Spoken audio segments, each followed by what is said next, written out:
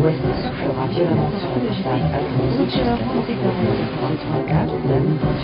Force 4 en 5. La mer sera peu agitée. Pour Antilles, vent de nord-est, force 4 en 5.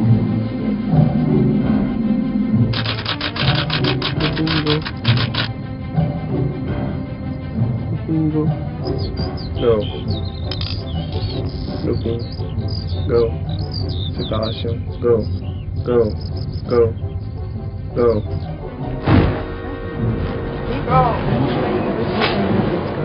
Vent d'est, force 4 5, la mer sera peu agitée.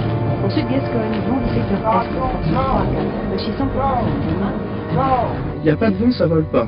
Ça, c'est clair. Et le jour où il n'y a vraiment pas de vent, on vole pas. Il suffit d'avoir un petit peu de vent et on a des appareils suffisamment élaborés pour pouvoir voler.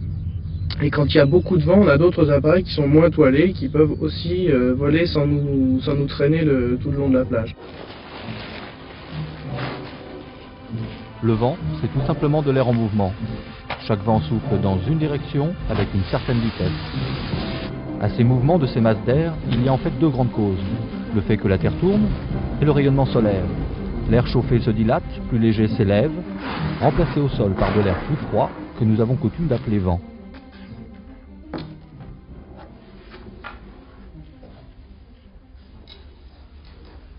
Le cerf-volant a pu à une certaine époque sonder l'atmosphère en altitude et savoir par exemple si ces vents-là étaient plus ou moins chauds, étudier la pression dans ces masses d'air jusqu'alors inconnues, mesurer leur taux d'humidité grâce à une petite nacelle qu'il emportait avec lui, et surtout connaître la direction et la vitesse des vents. On connaissait beaucoup moins l'atmosphère qu'on ne le connaît actuellement, puisqu'on ne savait pas au début du siècle qu'il existait une couche d'air appelée maintenant la stratosphère, qui a été découverte ici même à Trappes. Et donc toutes ces mesures, c'était dans le but de découvrir l'atmosphère, comment ça se passait donc au-dessus de notre tête, au-dessus du sol. La girouette a été le premier instrument à donner des indications sur les changements de temps. Sorti de sa boîte. L'anémomètre donne depuis plus d'un siècle la vitesse du vent. Vous voyez qu'il répond encore très très bien. La moindre brise.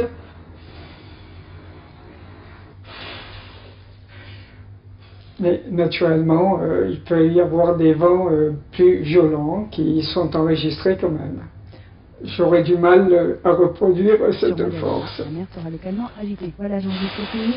Prochain bulletin de Météo France demain matin à 10h, toujours sur France Inter. Sky is blue. Fun to catch fly.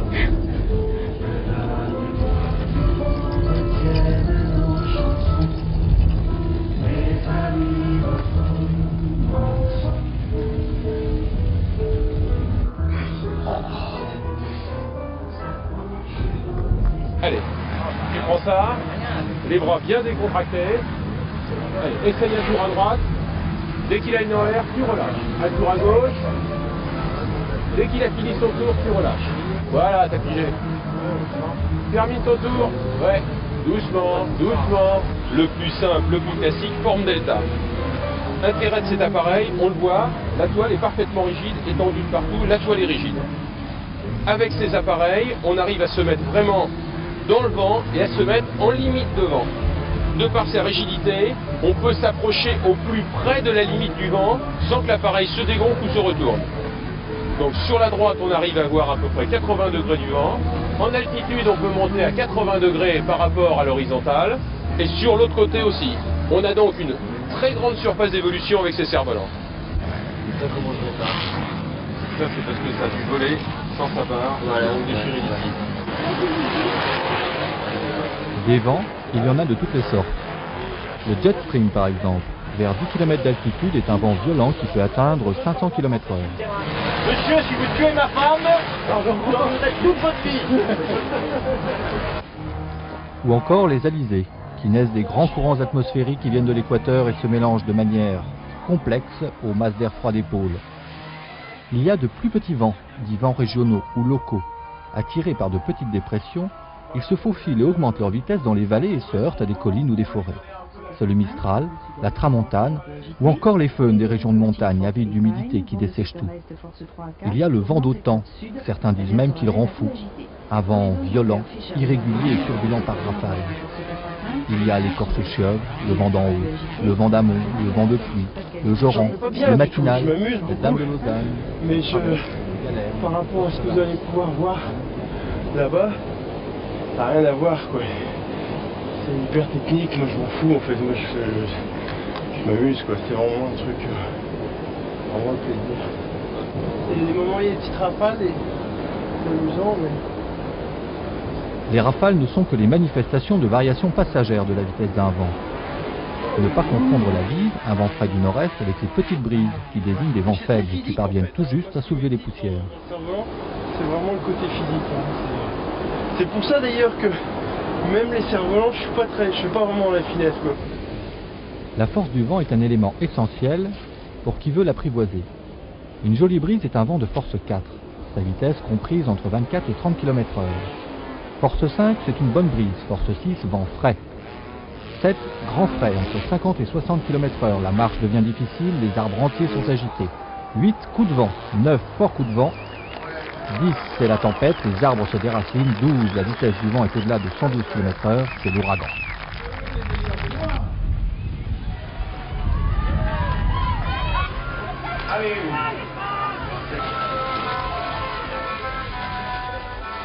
Ne jamais sortir son cerf-volant par temps d'orage, car s'il peut être un moyen de sonder l'atmosphère, et donc en particulier capable d'explorer les vents, un autre phénomène atmosphérique grâce à lui a pu être étudié. Benjamin Franklin n'a-t-il pas découvert la vraie nature de la foudre à l'aide d'un cerf-volant?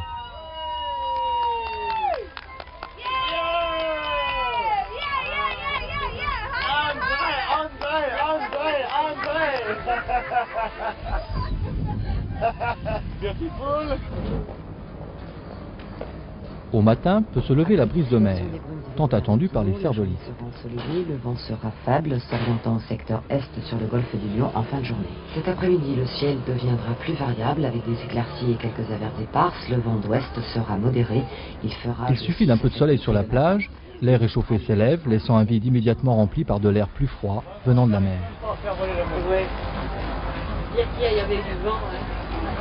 Ah, j'étais en câble fil. Il en va ainsi de tous les vents. La nature a horreur du vide que les vents viennent combler. Ah oui, mais il faut se reculer d'abord. Attends, lâche-le oh. Aïe, non. On est arrivé tôt ce matin et j'ai pas encore mis la main sur un journal. Mais ce qui est à souhaiter, c'est qu'au changement de marée, le vent tourne.